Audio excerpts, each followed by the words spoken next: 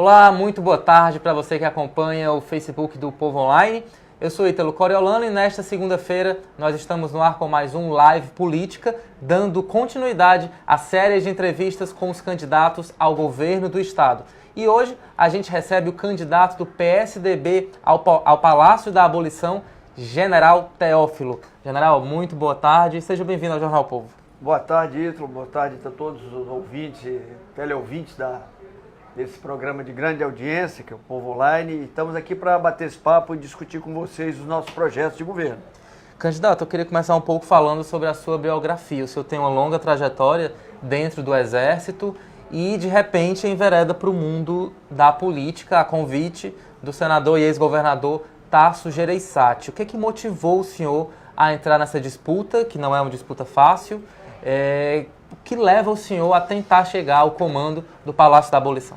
Bom, então, o que me levou a essa decisão, primeiro, foi um amigo comum que nós temos, eu e o senador Tasso, que é o deputado federal Raimundo Gomes de Matos. O Raimundo foi meu companheiro do Colégio Militar de Fortaleza, conhece toda a minha trajetória, estudamos juntos, fomos internos no Colégio Militar, ele porque era de Maranguape e meu pai morava fora do estado. Então nós tivemos uma grande amizade nessa época. No momento que ele soube que eu, por força da lei, tinha que sair do Exército, já que eu cheguei ao posto maior que qualquer oficial do Exército pode chegar, que é general de 4 estrelas, após 45 anos de serviço, eu vinha finalmente morar no Ceará. Minha esposa já morava aqui, ela é funcionária do TRT, e já tinha vindo um ano antes, porque eu abri uma vaga para ela efetivar aqui. E vinha para cuidar da neta e descansar. E ele me chamou para conversar com o senador Tasso sobre segurança pública, no intuito de fazer um projeto para o Geraldo Alckmin, que é o nosso candidato à presidência da República. E nessa conversa começamos a falar de segurança. O senador viu que eu tinha uma experiência na educação, eu fui responsável pela educação média do Exército Brasileiro durante 3 anos, fui professor das nossas principais escolas durante 10 anos. Aí, educação também você entende? E aí começamos a falar sobre saúde. Eu fui comandante da Amazônia por 6 anos, e lá eu tinha 4 hospitais que atendiam o Sistema Único de Saúde, e viu que eu tinha uma experiência, uma gestão muito boa em todas as áreas, que são as principais áreas que o Ceará está dependente. E nessa conversa ele surgiu então o convite para ser o candidato da oposição, que até então não existia candidato da oposição, ia ser WO aqui em Fortaleza. Consultei a minha família, logicamente, na minha casa a última palavra é da minha esposa, né? Sim, senhora, a gente está sempre obedecendo, e ela me autorizou, então, que eu entrasse nesse novo desafio que é ser candidato. Então eu entro não como político, eu estou político por força de que tem que ser político, tem que se filiar a um partido. Me pergunto, por que filiou o PSDB? Porque foi o único que me convidou. Essa proposta só veio do PSDB. Se fosse o PT, o senhor aceitava? Não. Eu conheço o senador Tasso Gereissati, eu comandei aqui, eu fui responsável pela Operação Pipa de todo o Nordeste, sei dos problemas, conheço bem as necessidades e conheço a pessoa que me convidou. Então, e a única exigência, viu, Ítalo, que eu fiz para o senador, eu não aceito conchavo político. Estou me dedicando de corpo e alma à campanha e, se eleito, não aceito indicação política de ninguém. Todos os cargos serão ocupados porque tem mérito, porque tem valor profissional e tem uma vida dedicada àquela pasta, seja da educação, saúde ou segurança. Candidato, o senhor faz parte aí de uma onda de personagens egressas do serviço militar, né, do poder das Forças Armadas, que enveredam para a política. Como é que o senhor avalia esse fenômeno, né? Advindo também da crise, né, que a gente tem aí, ética, dentro das várias instâncias de poder. Como é que o senhor avalia esse movimento? No que pessoas com essa formação têm a contribuir para a política e para a administração do país? Olha, esse movimento ele começou na eleição passada, há 4 anos atrás, e o autor desse movimento chama-se General Roberto Sebastião Peternelli. Ele foi candidato a deputado federal em São Paulo, é um companheiro que tem a mesma formação que eu, da mesma turma de graduação. Ele começou a achar que se nós nos envolvêssemos na política, nós íamos levar esse grau de confiabilidade que as Forças Armadas têm para o meio político e tentar recuperar essa classe política tão desgastada do nosso país. Então nós estamos entrando, eu acho que hoje são mais de 100 candidatos, em todo o Brasil, em todo o território nacional, que se propõem, são oficiais, são praças, sargentos, que estão tentando levar um pouco da dignidade, dos valores, da ética de que nós somos formados para o meio político. Então esse movimento começou por aí e eu aderi a esse movimento por um acaso o convite do senador Tasso Gereissati. Candidato, os militares já estiveram no comando do país, né, de 64 a 85, após o golpe, de 64 a 85, isso mesmo. Num primeiro momento, né, o discurso era de se contrapor a uma possível revolução socialista, mas com o tempo a democracia ficou muito comprometida, denúncias, vários casos de morte, de tortura, a própria economia do país que deu o boom quando, no processo de redemocratização, muito desemprego, inflação muito alta. Primeiro avaliando esse momento histórico, 64, o senhor considera como golpe ou como revolução? E qual é a avaliação que o senhor faz desses mais de 20 anos de período de ditadura militar? Bom, você entrou numa área que é minha. Eu sou professor doutor em guerra revolucionária, né? Eu sou um estudioso profundo dessa área. Passei um ano na Nicarágua, tive em Cuba, tive na Venezuela. Então conheço muito bem esses movimentos, esses golpes ou contragolpes. Quem estudou, quem viveu a época de 64, eu era muito novo, você não era nascido. Eu tinha 8 anos, 9 anos em 64. Então mas eu estudei muito e procurei entrevistar as pessoas que viveram essa época. Então, primeiro, não é golpe, chama-se contragolpe democrático de 64. Estava à beira de ter um golpe, através do senhor João Goulart, que levaria o nosso país a um socialismo, né? Esse era o golpe que ia ser dado. Estava tudo caminhando, Che Guevara tinha recebido uma medalha de honra, uma medalha que poucos recebem, a Ordem do Rio Branco, tudo caminhava para isso. Então, um herói cearense, chamado Marechal Humberto de Alencar Castelo Branco, liderou um contragolpe democrático e que levou o país a corrigir toda essa estrutura comunista que estava sendo implantada no Brasil, baseada na teoria do foquismo. Ou seja, União Soviética já tinha um foco em Cuba, abriria outro foco aqui, Equador, Peru, Argentina, Uruguai, tudo estava sob o foco da União Soviética. E o mundo vivia uma bipolaridade. Estados Unidos de um lado e União Soviética do outro. Essa era a grande guerra, a Guerra Fria, que as duas grandes potências não se enfrentavam, mas indiretamente mobiliavam satélites para que esses países se confrontassem e quem conseguisse dominar a maior parte do mundo teria o seu regime, o capitalismo ou o socialismo comunista sobressaindo como um regime ideal. O Brasil não se curvou a isso, o Marechal Humberto de Alencar Castelo Branco liderou esse contragolpe. Agora, tivemos erros, como você muito colocou, tivemos. Se o Marechal tivesse, depois do seu período, entregue ao meio civil, seria o ideal. Aí houve uma longa duração de período militar. Houve um golpe, agora houve um golpe, digamos assim. Os militares de linha dura no poder, foi um golpe dentro do golpe, pode dizer assim? Aí sim, aí eu posso dizer, que você colocou muito bem, Ítalo, que os militares subiram a cabeça e alguns deles mais exacerbados, temos os atos institucionais, mas o Brasil precisava ainda de um regime de exceção. Não é ditadura, não houve ditadura no Brasil. Um regime de exceção, um regime forte. Não houve ditadura com o Congresso fechado, não. Com a imprensa... Então me defina a ditadura, Ítalo. Você que é um homem culto, o que é ditadura? Foi um poder totalitário, onde não havia liberdade de imprensa. As pessoas eram presas governo por de se um homem manifestar. só. Quantos anos passou Fidel Castro no poder?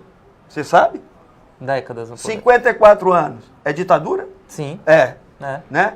Maduro e outro. Ditadura. Você está construindo a ditadura lá também. Quantos partidos tem lá?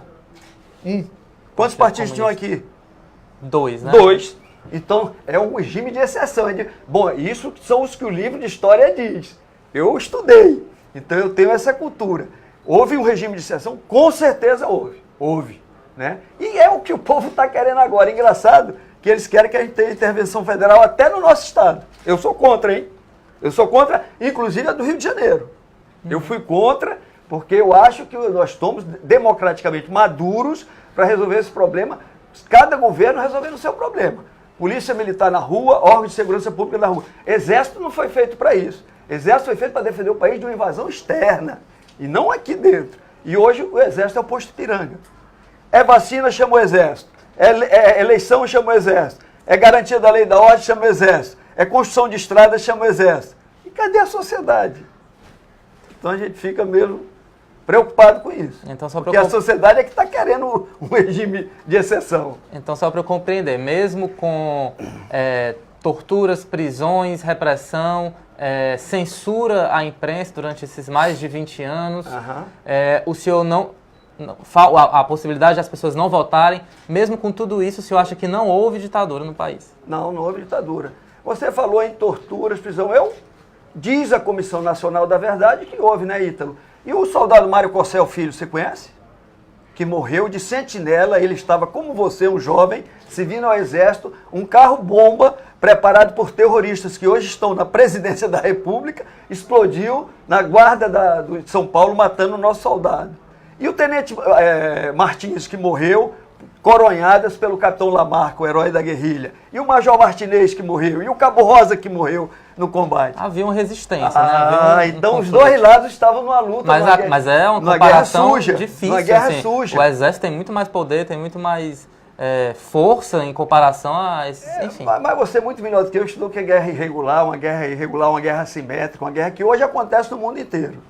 Candidato, ainda nesse debate, né, sobre o poder militar e a política, a gente tem um candidato, né, que é capitão de reserva, no caso Jair Bolsonaro. Eu queria saber o que o senhor acha da candidatura dele, por tudo que ele apresentou até agora, pelas polêmicas, pelas falas.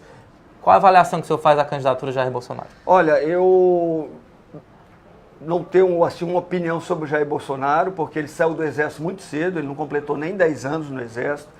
Ele é um político, é um deputado federal, candidato pelo PSL, é outro partido, não é o meu candidato é o do PSDB, Geraldo Alckmin.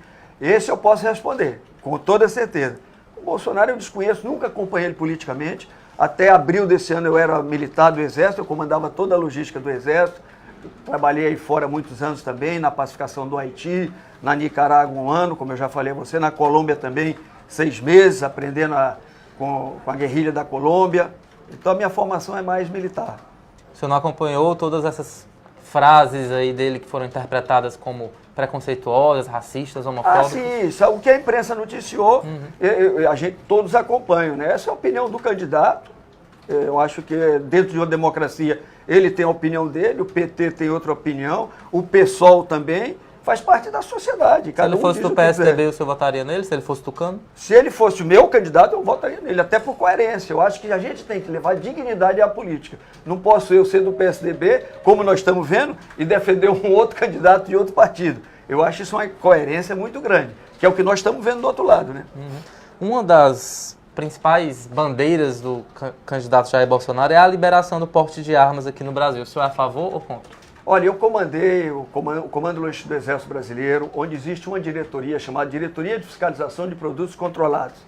Assim como tem o SINARME, que controla pela Polícia Federal o armamento, eu tenho o SIGMA, que faz um controle também de armamentos. Se a pessoa é preparada, é um guarda municipal, é um guarda de trânsito, tem instrução de como usar aquele armamento, eu sou a favor de que aquela pessoa ande armada para se defender. Não a favor do colocar a arma na mão de qualquer uma pessoa que não tenha condições técnicas, psicológicas, principalmente, é importante.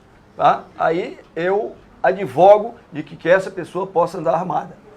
Candidato, o senhor tem o apoio aí da principal figura atualmente do PSDB aqui no Ceará, que é Tasso Gereissati, que durante seu governo enfrentou também alguns problemas, entre eles uma greve, né, a primeira grande greve de policiais ocorrida no ano de 1997. Houve uma reação dura por parte do governo, né, uma parte da tropa estava em greve, a outra ao lado do governador, houve até policial baleado. Enfim, o senhor acha que a reação do governo naquela época foi a melhor? O senhor atuaria da mesma forma?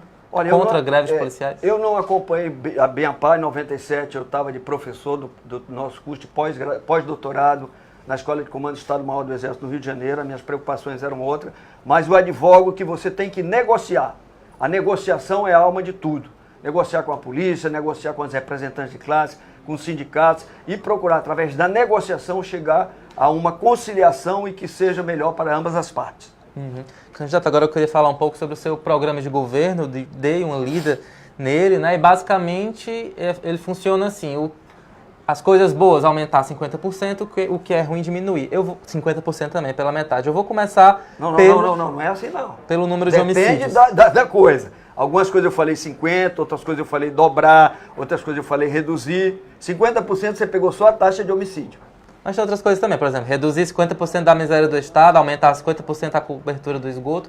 É mais ou menos assim, num resumo, digamos assim. Mas enfim, eu acho que tem algum erro aí nessa vamos focar no número de homicídios, né? Vamos esse focar. Ano aí já passou... Vamos focar aí, vamos lá. São milhares de homicídios em 2018 e o senhor promete, até o final do governo, se eleito até 2022, reduzir pela metade. Primeiro, qual foi o critério para estabelecer esse percentual? Por que 50%? Teve algum estudo para isso? E segundo, como? Olho no olho aqui do nosso internauta. Claro. Como diminuir o número de homicídios, que é um número altíssimo, pela metade aqui no Ceará em 4 anos? Bom, para quem entende de segurança pública, para quem estuda, como eu estudo desde os 17 anos de idade, já estou com 63, viu, Ita? E participei de estudos nos países onde tiveram maiores problemas. Colômbia, por exemplo. Morei, como você falou, 6 meses só dentro da área de guerra da Colômbia. Vi como acabaram com o cartel de Cali, cartel de Medellín e o cartel de Bogotá. Passei 1 ano na Nicarágua, trabalhando com a desmobilização de uma narco-guerrilha.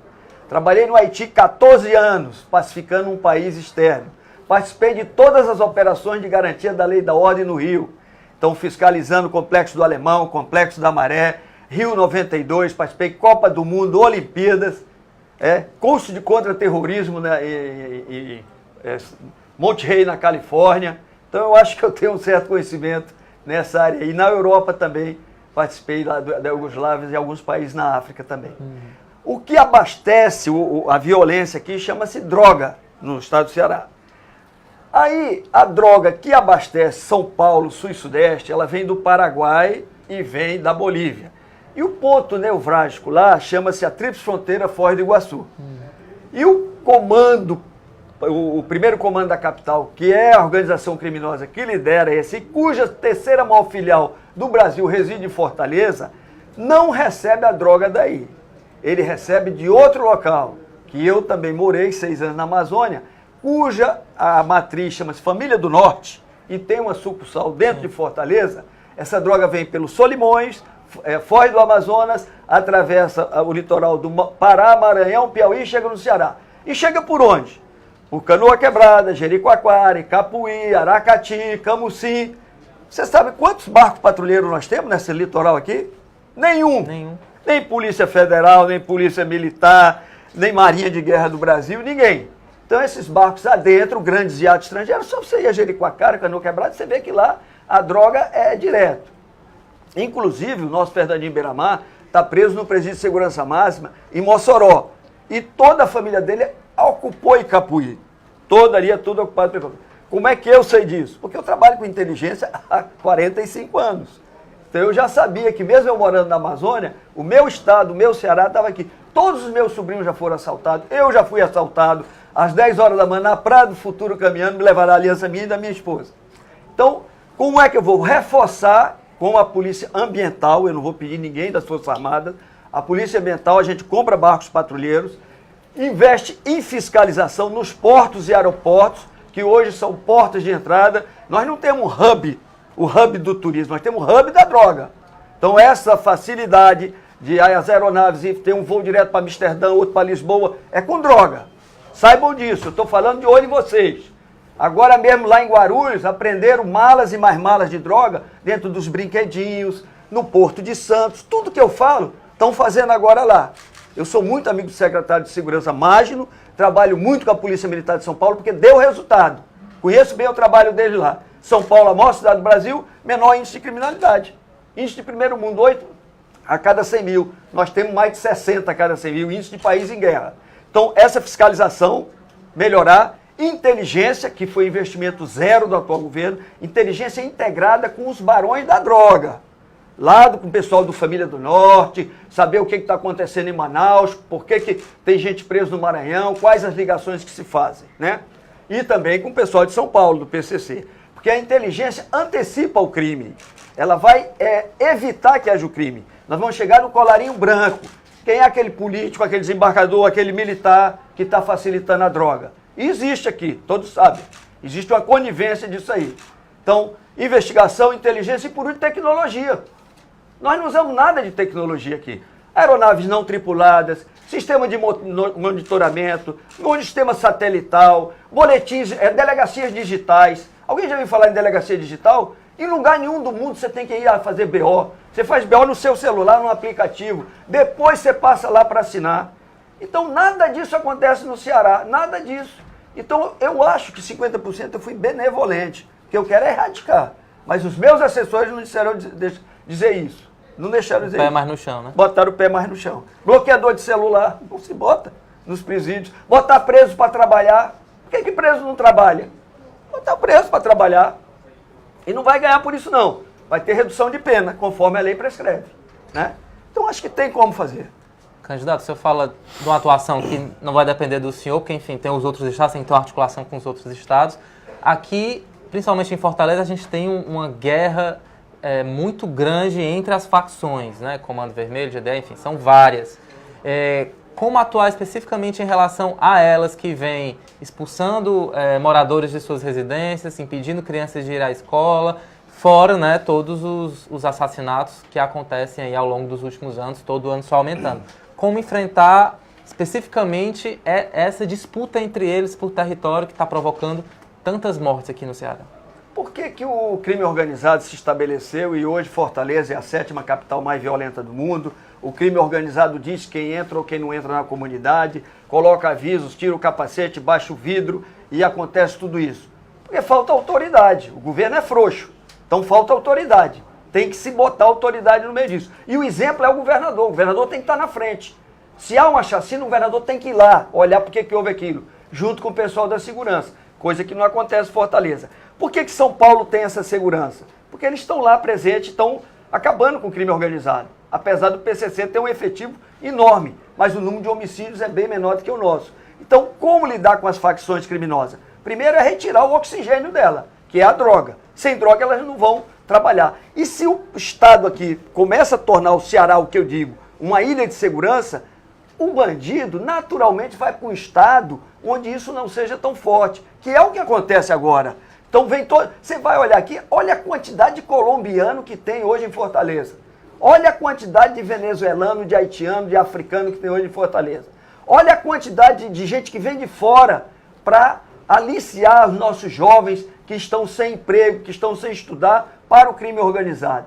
E uma vez que entrou, não tem mais como sair. Então nós temos que pegar e acabar com isso. Entrar forte, com inteligência, indo nas cabeças. Não adianta pegar o aviãozinho não, o mula, que faz aquele transporte pequeno da droga não. Tem que pegar, são os líderes. Ou aqui ou em outro local. Seja ele do colarinho branco, ou seja ele um vagabundo mesmo. Porque tem muita gente do colarinho branco. Existem desembargadores, existem políticos, existem militares, que são os comandantes disso aí. Então eles fazem de tudo para que isso não chegue até eles. E é isso que nós temos. Como eu não tenho comprometimento com ninguém, eu vou atuar em todos os setores. Doa a quem doer. O senhor fala da criação de uma ilha de segurança aqui no Ceará. Mas seria, digamos assim, um pouco superficial, porque o Estado não está isolado do Brasil nem do mundo, né? De que adianta um Ceará tentar fazer um Ceará pacífico se os outros estados estiverem também aí com índices de violência muito, muito fortes, né? Por que o senhor criou esse conceito de ilha de segurança, sendo que o Estado não está isolado do país? Por que eu estou vendo que hoje qualquer coisa que acontece aqui, a desculpa é o seguinte, mas é um problema federal. Repassa-se a responsabilidade para o governo federal.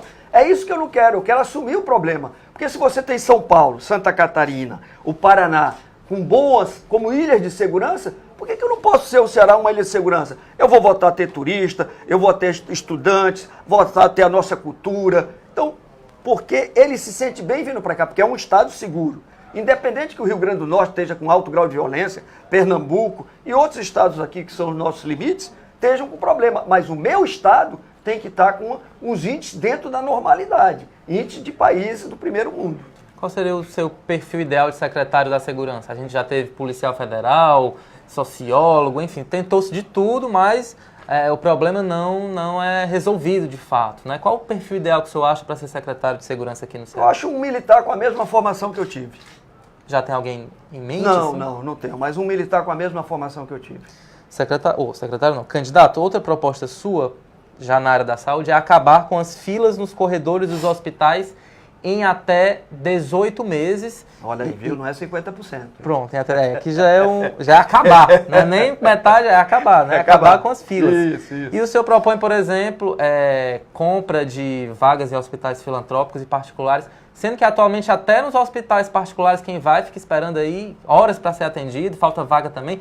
Onde é que a gente vai conseguir vaga para tanta gente doente? Olha, eu no hospital particular que eu vou, sempre sou atendido com privilégio, porque a gente paga e paga caro. Eu nunca entrei em fila, não. Mas não quero dizer que seja isso. Falei filantrópico, Santa Casa e outros mais como eu coloquei. É uma das medidas. Primeira coisa, existe a atenção primária, que é a responsabilidade dos municípios. É aquela feita nas UPAs, nas policlínicas, né? Nos postos médicos. Hoje, por exemplo, eu tive numa empresa de manhã que o cidadão chegou com a senha lá e estava lá no posto médico, ela no Bom Jardim, para o médico chegar às 7 horas. Deu 7h30, não veio, às 8 horas, disse que ele só vinha meio-dia.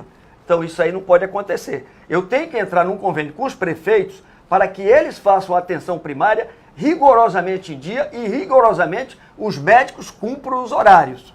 Não vou aliviar nisso. E como é que eu vou fiscalizar isso? Existem aplicativos que o paciente, lá no posto médico, ele registra, cai numa central em qualquer país decente e o responsável olha, mas por quê? O médico tinha que estar lá, por que ele não está? Rapidamente se vai lá, corta o ponto médico ou mesmo despede o médico, abre um processo administrativo. Faltou remédio, faltou alguma coisa? Por quê? E o próprio usuário vai ter essa liberdade. Então, reforçar a atenção primária. Porque senão tudo que acontece lá, que é pequena cirurgia, pequenos atendimentos, vai para a secundária e terciária, que são os grandes hospitais de Fortaleza, são os famosos corredores que você bem colocou. Eu tive a oportunidade de ir a todos com a doutora Mayra, a nossa candidata ao Senado, que foi presidente do sindicato e conhece bem essa realidade. Então, o convênio com os hospitais filantrópicos, por que caiu? Porque o Estado não paga. O Estado não paga o convênio, então ninguém quer receber um doente sabendo que não vai ter o pagamento. Mas como é que você vai arrumar dinheiro para isso? Enxugando essa máquina estatal. Não existe nenhum governo no Brasil que tenha mais de 30 secretarias. Corta para quantos no governo do senhor? No mínimo, no máximo 20. No máximo 20. Isso é qualquer Goiás é assim, tem menos de 20.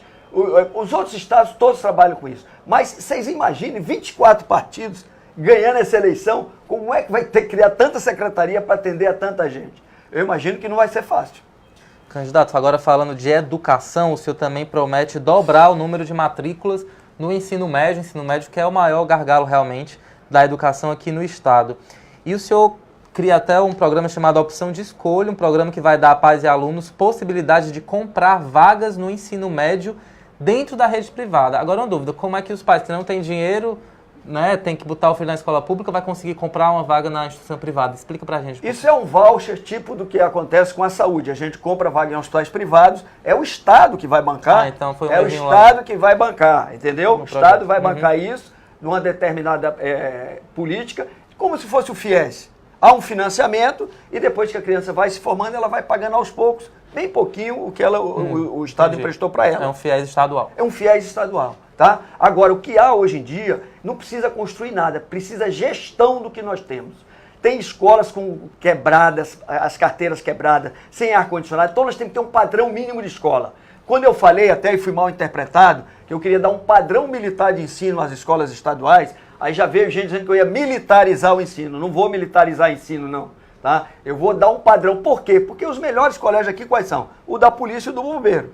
São os índices melhores, são os dois. Então é retornar com civismo, retornar com canto do hino nacional, com cumprimento de horários. O professor tem que ensinar e o aluno tem que aprender. Funcionar as bibliotecas 7 dias na semana, sábado, domingo. O estudante que quiser o seu colégio tem uma biblioteca aberta para ele pesquisar, para ele consultar, fazer uma quadra de esporte, incentivar a prática de esporte, ocupar esse aluno, ensino profissionalizante, ensino médio. Aqueles que precisam do ensino médio vão ter o ensino médio e também gerar empregos. Porque não adianta só ele se formar e depois não ter uma empresa que vai absorver aquela mão de obra. Candidato, vou fazer aqui mais uma pergunta, mas lembrando que se você tiver alguma dúvida, algum questionamento, é só colocar aqui, ó, tem escrito aqui, participe nos comentários, que já eu vou ler aqui e apresentar para o general Teófilo. Candidato, o senhor tem bastante críticas ao atual governo Camilo Santana, que tenta aí a reeleição. Entretanto, em uma das pastas mais importantes do governo do estado, que é a Secretaria do Planejamento, nós temos um tucano, Maia Júnior, que já foi inclusive também secretário de Tasso, secretário de Lúcio Alcântara, que apoia o senhor. No momento que o senhor critica o governo Camilo Santana, não acaba no caminho criticando também o PSDB, já que ele integra de alguma forma o governo Camilo Santana? O secretário Maia Júnior me apoia? Não apoia o senhor não, mas ele é do PSDB, ou era, se desfiliou, né? Se desfiliou, ele se licenciou do partido, mas enfim, ficou boa parte aí de um governo, né, do PT. Não conheço esse cidadão, não conheço, tá? Eu estou chegando agora, não sei quem ele é, tá? Não sei se ele me apoia, o que ele apoia, mas eu discordo de alguém que é de um partido e está trabalhando dentro do PT ou de outro partido. Não faz parte, por isso é que eu digo que eu apoio o Geraldo Alckmin, porque eu sou coerente. Se eu estou nesse partido, eu apoio quem é do partido. Maia Júnior comporia um possível governo do senhor? De forma alguma. Não? De forma alguma. Por quê? Porque eu não conheço e eu vou botar gente que tenha condição. Eu não conheço. Se eu não conheço é porque ele, para mim... Ele é considerado um perfil técnico. Para o Ceará, né? Aqui meu perfil é maior. Por exemplo? Ele não atinge o meu perfil. Né? Ah, entendi. Candidato, falando um pouco de PT, PSDB, o senhor agora há pouco disse que o PSDB foi o único partido que se chamou o senhor, mas descartou o PT. Por quê?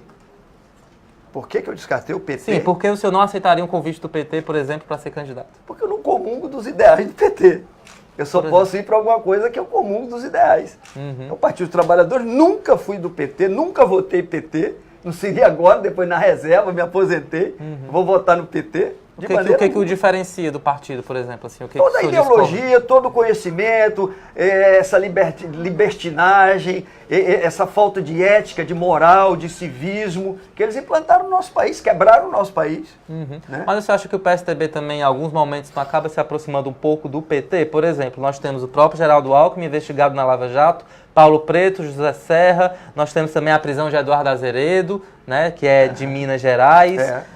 Pelo argumento da ética, o PSDB também, digamos que não seria um bom partido. Olha, são homens que estão sob julgamento. Aécio Neves. Né, e que devem ser presos. Eu espero que a justiça chegue até o final. Se eles forem inocentes, que sejam inocentados. Se eles forem culpados, que sejam presos. Na forma da lei, igualzinho para todo mundo. Né? O meu PSDB é o PSDB do Ceará.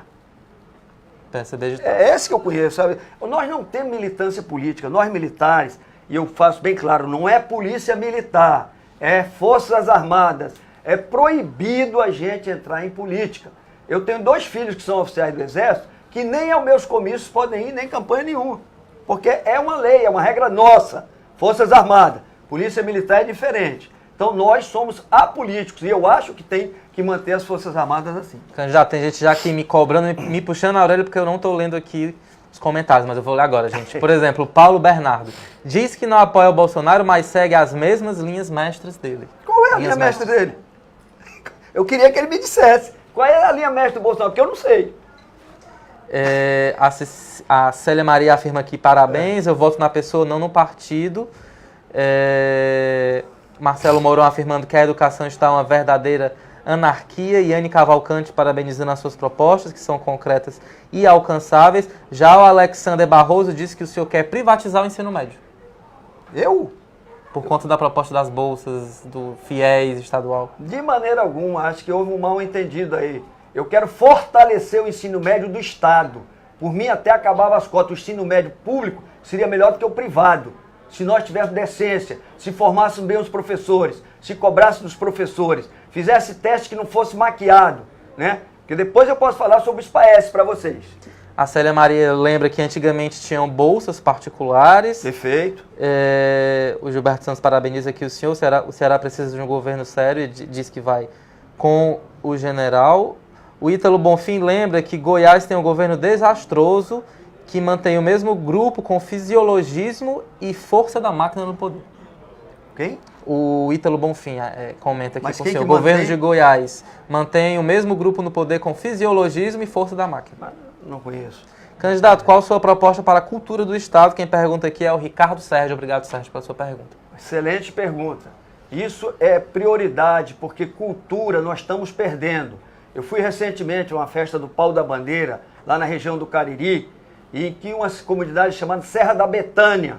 E nós fomos lá com todo aquele tradicionalismo, um turismo religioso, cultural, e lá chegou um caminhão, a estrada de terra, um paredão tocando funk, aquilo me doeu, porque a nossa música é o forró, é a quadrilha, é a parte cultural do nosso estado, que está abandonada. Você vai no centro da cidade, nós abandonaram a cultura do estado. Então a gente tem que transformar de novo aquilo ali num corredor cultural, num distrito de cultura, incentivar. O estado do Ceará não tem uma orquestra sinfônica. Isso não é admissível. Paraíba tem 5 orquestras sinfônicas. Então a nossa cultura acabou. Acabaram com a nossa cultura. Então o bom, o cantor cearense, o repentista, aquele que vai lá, que faz aquelas prosas todas, a gente ainda vê no interior, mas aos poucos está a literatura de cordel. Então temos que voltar com isso aí. Turismo cultural, isso é fundamental no nosso estado. E isso tudo acabou. Você se colocou agora criticando o funk, mas não seria também uma forma de cultura das periferias da cidade, uma forma de expressão também dessas regiões? Mas essa cultura do funk, ela está muito aliada às drogas sintéticas. Eu prefiro que a gente dance um forrozinho, um pé de serra, né, que tome a sua cachaçinha, mas não entre no mundo das drogas. É isso a minha preocupação. Se esse modelo funk, ou rap, eu não sei mais das quantas, está levando as pessoas para isso, eu sou contra. Tá? E no nosso interior eu nunca vi isso. Mas você acha realmente que é o funk que leva as pessoas às drogas? Olha, não é falta de não sou educação? Não, lógico. Ele falou. Até o clima leva. As condições climáticas também aumentam a violência. A gente vê países da África que as condições climáticas, os grandes desastres naturais, mas os sociólogos que estudam profundamente, e que eu li seus livros e que estudei, existe que há uma grande coincidência nos bailes funks com o uso da droga. Não sou eu que digo. Peguem os livros dos sociólogos e leiam. Tá? Mas aí, independente da música tocando lá, nessas regiões onde não tem segurança, onde o tráfico comanda, independente da música, a droga poderia... Poderia entrar em qualquer festa. O Tiago Moreira pergunta para o senhor, por que, candidato, você não andou mais antes no interior do estado do Ceará? Porque eu não morava no Ceará. Eu estou chegando no Ceará agora em abril, dia 21 de abril eu cheguei e iniciei minha campanha. Sou cearense, estudei aqui até os 17 anos, fui aluno do Cristo Rei, do Santo Inácio, do Colégio Militar, sou ex-aluno do Colégio da Imaculada Conceição, minha família toda mora aqui, pai, mãe, irmãos, todos, minha esposa é daqui, meus filhos são daqui, mas eu sou militar do Exército Brasileiro e como tal, conheço o Brasil inteiro e o mundo, vários países do mundo. Então foram 45 anos, tive a oportunidade de servir 2 vezes no Ceará. Quando eu fui o gestor da Operação Pipa, fui responsável por distribuição da água em 87 municípios do nosso estado. Então eu sei da indústria da seca, eu sei porque que não há interesse em acabar com a seca no Nordeste e principalmente no estado do Ceará. Transposição do São Francisco que não chega, o cinturão das águas que nós não terminamos, não está pronto o cinturão das águas. Mesmo chegando em Jati, ela não vai chegar no Castanhão, porque ainda falta terminar um túnel de 800 metros. Então tudo isso tem que ser feito. Então agora eu estou andando muito mais e estou só atualizando o que eu já conhecia, que praticamente não mudou nada, hein? Tirando as empresas que o senador Tasso levou para lá, Projeto São José, Projeto de Irrigação, Pingo d'Água, Açudes Inteligentes, tudo é senador quando o governador Tasso Gereissati. Fora isso, não tem mais nada.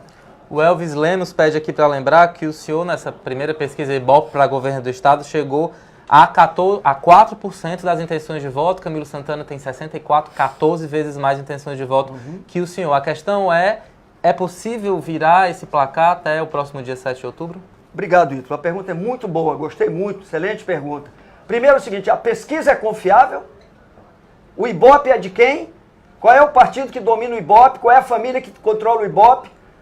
Agora, recentemente, a senadora Cátia Abreu estava disparada em primeiro lugar para o governo Tocantins. Que lugar tirou ela? 4º lugar. 4º lugar. Ainda bem que o Ítalo me ajudou aqui.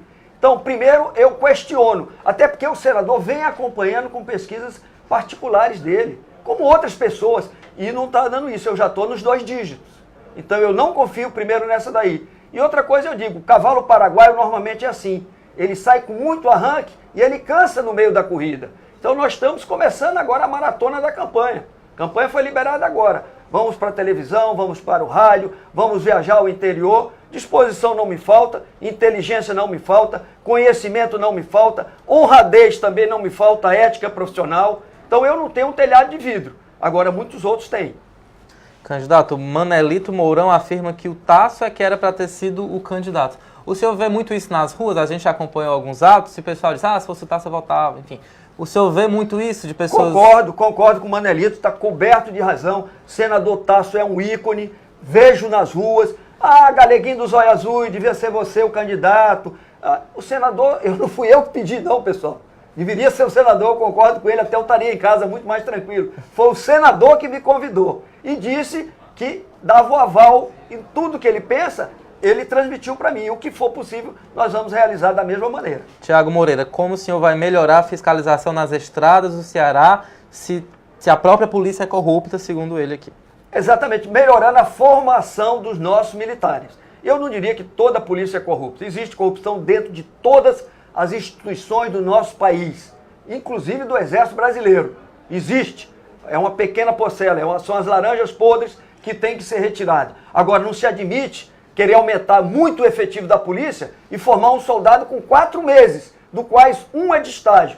Olha, em São Paulo são 2 anos para formar um soldado da PM. São dados mais de 2.000 tiros. Aqui está se formando com 56 tiros. Se formou agora a quantidade de policial civil e não tinha armamento para o policial. Só metade que tinha direito ao armamento. Foi feita uma compra, o Tribunal de Contas do Estado impugnou a compra. O armamento, aí veio armamento sem trava. Isso é um absurdo, minha gente. Então, isso existe em todo canto. Vamos melhorar a formação, vamos ter tolerância zero com a corrupção, processo administrativo, inquérito policial militar e rua para aqueles que forem pegos. O Ricardo Ferreira defende aqui que tem que renovar, e o Tasso mesmo crê nisso por ter escolhido o nome do senhor. Júnior Moreira, dando um alô aqui lá do Vale do Jaguaribe, muito obrigado aí pela sua audiência. O Luiz Gonzaga afirma que o Ibope é uma fraude. Ramon Uchoa, financiar o ensino particular é reconhecer que o ensino público não tem jeito? Não, o ensino público tem jeito. Agora está entregue às baratas, você colocou muito bem. Nós tivemos um caso de pedofilia agora em Itapajé, dentro de uma escola pública, e quando o delegado civil estava chegando no resultado, retiraram o delegado de lá. Porque ele também estava chegando que os resultados do SPAES estavam maquiados. Então esse negócio que diz entre as 100 melhores escolas, 77 do Ceará, isso é maquiagem de resultados. Vejam o exame do SPAES, é um exame conduzido. Isso eu sei porque os próprios alunos que fizeram me contaram. Tipo, muito baixo nível. Então as duas principais disciplinas, português e matemática, ao final do 3º ano do ensino médio, essas crianças, esses jovens adolescentes que fizeram esse exame, 70% não conseguiram aprovação em português e 56% não conseguiram aprovação em matemática. Que ensino é esse? Agora, há possibilidade de melhorar, vamos acabar com os anexos, vamos exigir padrão mínimo das escolas no estado do Ceará, com ar-condicionado, com biblioteca, com prática de esporte, professores bem remunerados, principalmente no ensino médio e básico, fundamental, dobrar o número de creche, porque é desde o início que se forma a personalidade e o caráter da pessoa. Candidato, a gente está aqui um pouco extrapolando o nosso tema. Eu queria fechar falando sobre uma obra que é polêmica, iniciada em 2018 e parada há vários anos, que é o Aquário Ceará. Qual é o projeto que o senhor tem para essa obra? Desfaz o que foi feito, faz outra coisa, termina, conclui? Qual a sua avaliação? Olha, eu já tenho várias propostas, nós estamos estudando. Uma que eu gostei muito foi de um professor de fazer um grande instituto de ensino, de estudo de oceanografia. Saber como é que é o oceano, por que esses cardumes de atum que passam aqui, que é um peixe caríssimo, um peixe nobre, quando que eles passam, por que a temperatura da água, o que leva eles passarem por aqui, como que seria essa pesca, como industrializar, como gerar emprego, como ganhar dinheiro. Então transformaria o aquário num grande instituto de oceanografia, ou também até de gastronomia, voltada para o turismo gastronômico, que é forte no nosso estado. Então não terminar a obra, mas dar outra utilidade para ela. Transformar ela em outro tipo de equipamento. De equipamento, perfeito. O Paulinho Araújo disse, como é que o senhor vai combater o crime organizado dentro dos presídios, que acaba gerando violência em todo o país? Muito obrigado, pai. Primeiro, olha, eu participei de uma inspeção em presídio, lá o principal presídio em Manaus, o Compage. Nós pegamos o líder da família do nosso, chamado-se José Roberto, que vivia dentro de uma suíte presidencial, conivência com a guarda presidiária, lógico. E toda aquela primeira ala era dela. Primeiro eu vou pedir ao Exército que faça a operação varredura. Por que o Exército? Porque o Exército tem muito mais equipamentos do que qualquer polícia militar de detecção, de arma branca, de celular. estando profunda, enterrada dentro de vaso sanitário, e nós não temos e nem é permitido nós termos esse tipo de equipamento, porque é restrito às Forças Armadas. Então pedir às Forças Armadas, em convênio, que faça essa inspeção. Colocar o presidiário para trabalhar, dar uma melhor formação ao GAP, a Guarda de Apoio Penitenciário, para que eles tenham farda, uniforme, armamento, estejam bem adestrados. Fazer uma seleção melhor desse pessoal, para evitar a corrupção dentro dos presídios. E outra coisa, visita é concessão. Então não tem esse negócio de toda semana ter visita íntima, visita de família, não. Teve bom comportamento, tem visita. Não teve, suspende as visitas. Tira tudo que é tomada de dentro de presídio, para evitar que carregar os possíveis celulares que ainda possam entrar. Então é tolerância zero e preso é trabalhando. Candidato, foi um papo longo, mas eu espero que tenha sido um papo muito produtivo para quem está aí tentando decidir em quem votar, em quem escolher para ser o nosso próximo governador do estado. Eu queria aproveitar aqui os próximos segundos para o senhor se despedir aqui do nosso público, deixar a sua mensagem aqui para o eleitorado cearense. Muito obrigado, Ito. Queria agradecer muito as perguntas inteligentes, a maneira como você conduziu essa entrevista. Dizer que nós estamos dispostos a mudar o Ceará, é hora de mudar. O nosso tema é um Ceará compartilhado. Esse é o projeto que nós vamos apresentar hoje, às 18 horas, na sede, na inauguração do nosso comitê. Compartilhado quer dizer que é compartilhado com a sociedade, discutido com a sociedade. Essas metas estão colocadas aí, não é mera fantasia não, foi trabalhado e foi estudado. E é para que os senhores e as senhoras que estão nos ouvindo nos cobrem. Tá? Eu quero um governo participativo, a sociedade cobrando. Está tudo gravado, registrado em cartório, para que vocês cobrem da gente. Então a responsabilidade que cai sobre os nossos ombros é muito grande. Muito obrigado. Eu que agradeço, candidato. Eu agradeço também a sua audiência e a sua atenção durante esses mais de 45 minutos de live política, e nós continuamos com a cobertura da campanha eleitoral aqui no estado do Ceará, entrevistando os demais candidatos ao governo e também ao Senado. São 2 vagas aí em disputa nas eleições deste ano. Muito obrigado pela sua atenção e a gente volta amanhã às 14 horas com mais um Live Política. Um abraço, tchau!